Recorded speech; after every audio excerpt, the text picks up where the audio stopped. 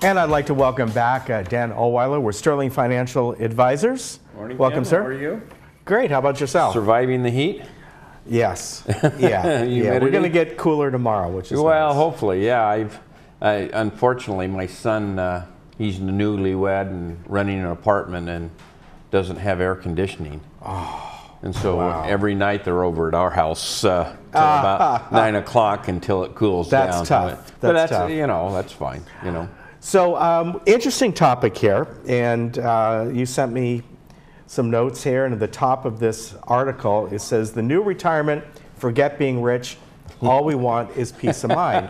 We've always wanted to be rich, right? Yes, yeah, and I earlier on I had mentioned that I think really during the mid-'80s to the '90s and all, it was really about, what, I'm only getting 6% on my investment? I want 15, 20%. You remember that time. We used to have 15% CDs. Yes. You know, during the Jimmy Carter years when the inflation was so high, you know, those were great rates. Yeah. But mortgage rates were at 17%. Right. You know, right. And so you kind of have to, I've always stated that we've got a big conflict in society between the spenders and the savers, you know, and the spenders want low interest rate, the savers want high interest rate, and the spenders been winning over the last few years, you know. And so it's very difficult in retirement to get any kind of safe return in the banks or, you know, money market accounts, you know. And so, you know, it is difficult for people to say, well, do I have enough money or not, because they don't know how much interest they're going to be earning on their retirement savings. Right. And so it's kind of shifted from how much can I accumulate to, hey, I just want peace of mind knowing that I'm going to be secure. Right. You know, so there's a lot of things that come into that. I know that we've talked before about putting together an income plan that guarantees you an income stream for the rest of your life, and that kind of alleviates a lot of the concern that people had about the kind of return they're going to get on your portfolio, because if you have income coming in, that's going to pay the bills. Yes. And so the old mantra is, how much can I accumulate? Now it's, can I have peace of mind in retirement? You know. Yeah, and and a lot of that depends upon how much you're spending. You know, I had a gentleman come in yesterday, says I need $15,000 a month in order to maintain my standard of living. Well, in order to maintain $15,000 a month, you better have a good portfolio. Right. You know. And so, you know, peace of mind comes along with how much you're spending each month. Where if you have a single person living in Laguna Woods and their place is paid for, maybe they're spending $2,000 or $3,000 a month. They can get by on $3,000 a month. Yeah. And they have peace of mind. If the guy needs $15,000 and he's only getting $12,000 a month, he doesn't have peace of mind. Yeah. And so a lot of this peace of mind in retirement is determined by your lifestyle and how much you have in order to generate that income. Right, and a lot of times as, you know, we get older, or, you know, our lifestyle changes, you can begin to spend less for, you know, a very good reason, or you know, one of the obvious ones, when you know, you have kids out there and all, and you might want a larger car or an SUV or whatever it might be. Well, now the kids are grown. Yeah, you might have grandkids. College. Yeah, but that's up to them to have that SUV.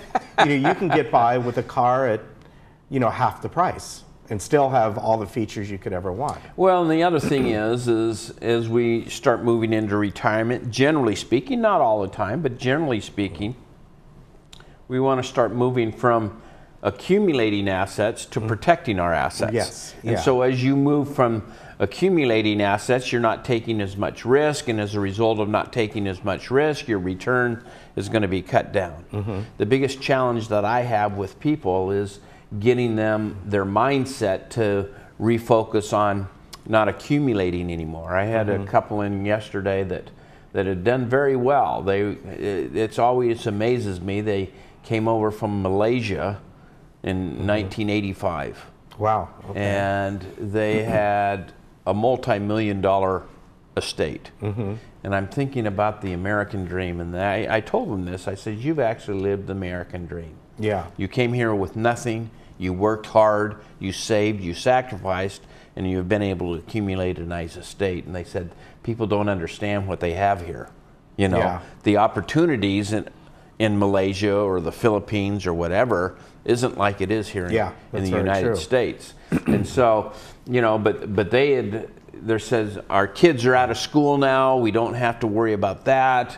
We're here because we want to know if we have enough money, you know. And they had a multi-million-dollar estate, and they needed, I don't know, $10,000 a month. But they had rental income, Social Security, and they were going to do just fine. Yeah. But they still were in this mindset of peace of mind and do I have enough money? Yeah. Okay. Yeah. They weren't concentrating as much about gaining more as they were about protecting what they have. Yeah, and we have talked about, too, for many people, just by downsizing or leaving different areas of the country, leaving this state, moving somewhere else. I have a lot of clients that when the kids are gone, actually it depends a lot on where the kids are, but yes, a lot of people move to where their grandkids are. Yeah. Okay, I have some clients that, you know, their kids are living in Arizona and they're living here, and they moved to Arizona, downsize, and, you know, pay for their house in cash, and now that cuts out $2,500 or $3,000 a month of mortgage payments. Yeah. So there's a lot of things that we can do in the planning process to create this peace of mind that people are looking for. They're not looking to say, okay, how much money can I accumulate? They are looking for, and part of that is due because our society has kind of moved away from what I call they're moving into what I call a pensionless society. Yes. Yeah. You know, people, my folks, the greatest generation, according to Tom Brokaw, all grew up with pensions. Yes. They would work for GM or, you know, whatever, and they would retire with a pension. Well, now they say, here's your 401k, you're in charge of your own funds. Now there are a few pensions that are out there with teachers and government workers, but generally there's, you know, they don't want to be on the hook for these payments that it could last into people's 90s as they live longer. Yeah, originally pensions, they weren't looking, just like you've mentioned, Social Security. Right. They weren't looking much past maybe 70 at most. Well, when government actuaries first established it, they used 65 as a life expectancy factor. Well, at 65 now, we're just getting started. Yeah. You know, I mean, we've got another 25, 30 years maybe, you know. Yeah. And unfortunately, with Social Security, when they first established it, there were 42 workers for every one that was taking Social Security. Yes. Today, it's 3. Yeah. So for every person on Social Security, we only have 3 people. And that number is moving down simply because of the baby boomers. Yeah. You know, the baby boomers are, you know, 80 million of us were going to be retiring over the next decade. And they're going from paying into Social Security to collecting Social Security. So that's why there's a big concern about that. But anyway, the whole key is to create an income stream that's going to create peace of mind, not so much how much can I accumulate.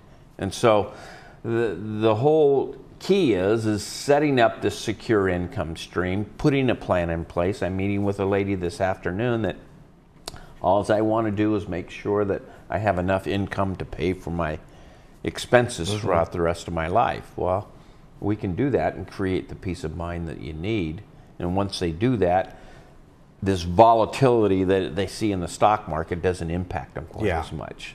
And that's the key. Yeah, I mean, we've had a great year. I mean, we've had a roller coaster ride over the last, you know, 2 or 3 weeks, but, you know, the market's up about 14% for the year. Yeah.